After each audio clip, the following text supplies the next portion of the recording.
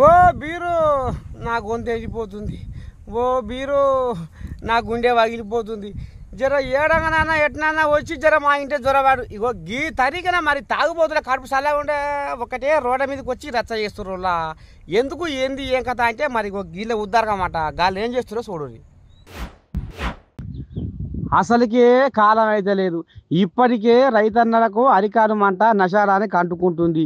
ఎట చేయాలి ఏం చేయాలని ఇక ఇటు అటు బాయికాడికి ఇంటికి తిరిగి తిరిగి తిరిగి తిరిగి తిప్పక అవుతుర్రు. ఇక మరి ఏం చేయాలో ఉన్న పని ఏముంది, అటు పోయి ఓ బీరో బిట్టో తాగుదామని పోతే ఓ అమ్మ వీళ్ళు అసలైన పుణ్యగంగలు బీర్లు బ్లాకులు అమ్ముకుంటుర్రట, ఉన్న కాడికి బెల్లు షాపులకు అమ్ముకుంటుర్రట. ఏమన్నా అంటే ఎక్కువ ధరకు అయితేనే ఇస్తామంటుర్రట. ఇక ఈ రకంగా చేసే వరకల్నే ఇటు కాలం అయితే లేదు, ఇటు వైన్ షాపులు కనికరిస్తలేరు.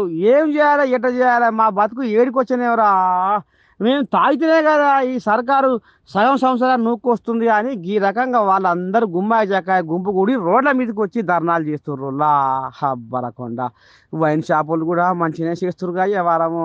ఇక మరి షెడ్డో పాటో కష్టపోతులు అయిరి ఇంతో అంతో పుచ్చుకుంటారని మరి వీళ్ళు తెలియదా, మరి డబ్బులు ఎందుకు అడుగుతురు ఎక్కువ ఏం కథ. ఇగో ఇనురు ఇలా నొల్లేందో.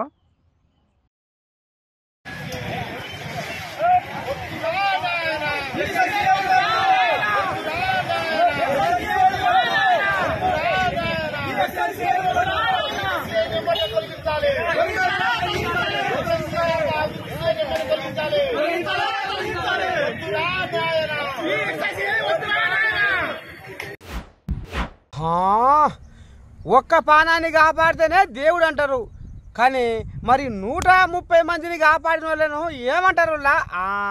ఇక చూడు ఈ పిల్లగాడు వామ్మ ధైర్యం చేసి గంత మందిని కాపాడినట. ఎట్టెట్నో ఏం జరిగిందో చూద్దాం పారి.